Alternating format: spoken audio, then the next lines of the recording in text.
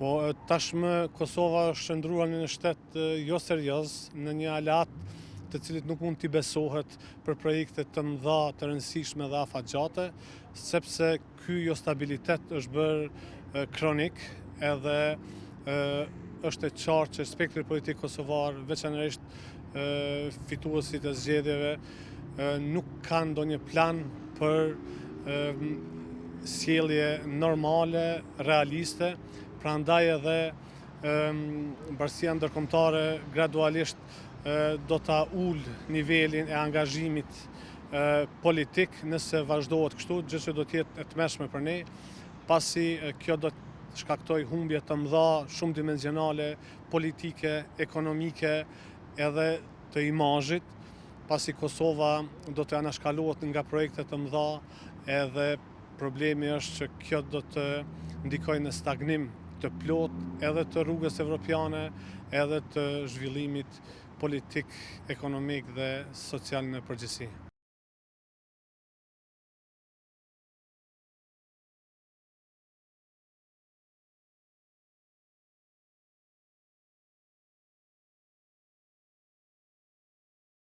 Ngërçi politik I cili tashmë është krijuar artificialisht dhe tash dihet se partia që ka fituar zgjedhjet nuk është interesuar t'i bëjë institucionet, po krijon turbulencë të madhe ekonomike, diplomatike, po krijon pakjarësi të madhe, friksim dhe tentim për të ndryshuar vetë statutin e gjithë çështjes politike dhe mendoj që ky ngërç politik tregon papjekuri politike, tregon mos respektim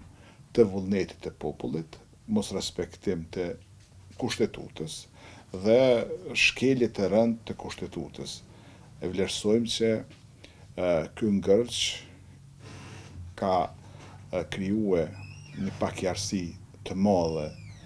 të Kosovës drejt integrimeve evropiane, kemi humbur shumë miliona, qindra miliona euro nga Bashkimi Evropian, kemi qenë të sankcionuar dhe jemi të sankcionuar nga Shtetet Bashkuara të Amerikës, më herët shumë nga BE-ja, për shkak të papjekurisë politike. Tashmë po e shohim që faktori ndërkombëtar është vetëm si shikues dhe po e shohim që neve ende na duhet një trosni ndërkombëtare dhe ajo nga Shtetet Bashkuara të Amerikës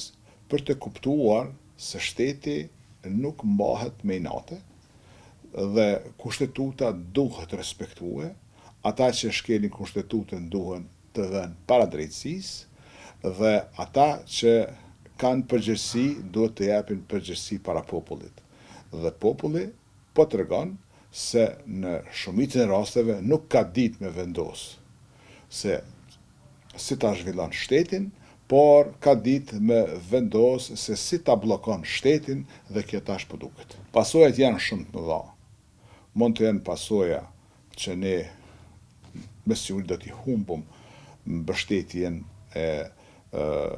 EU-s për rritje Ballkanin Perëndimor, e që I kena humb disa afate shtesë, ku deri në fund të këtij viti duhet të plotësohen mbi 113 kritere për të marrë çerekun e 880 milion euro që janë dedikuar për Kosovën. Kjo, nëse nuk plotësohen, ne do t'i humbim këto mjete, e që këto mjete janë mbi 200 milion euro. Nëse vazhdon edhe më tutje ky ngërç politik, Kosova do të dërgojë mesazh negativ se nuk akteret politik të tanishëm nuk din të udhëheqin shtetin. Do të dërgojë mesazh të friksimit për të bërë biznes, sepse në një vend ku politika është mbi ekonominë dhe ku politika dikton në ekonomi, e kemi parë disa raste, atëherë investitorët e huaj nuk vinë për të investuar në Kosovë. e kemi parë se tash pasojat e mos funksionimit të institucioneve të Kosovës është se nuk kemi asnjë integrim të Kosovës, asnjë njohje të Kosovës, asnjë forum të ftuar politikajt e Kosovës ndërkombëtar, ose të organizuar ndonjë forum ndërkombëtar, ose diplomatik në Kosovë. Kosova është përjashtuar, pothuajse, nga gjithë mekanizmat ndërkombëtar dhe neve janë duke na shikuar përmes televizionit dhe janë duke e parë papjekurin tonë politike dhe institucionale. Politiken bllokuese kemi avancuar shumë mirë.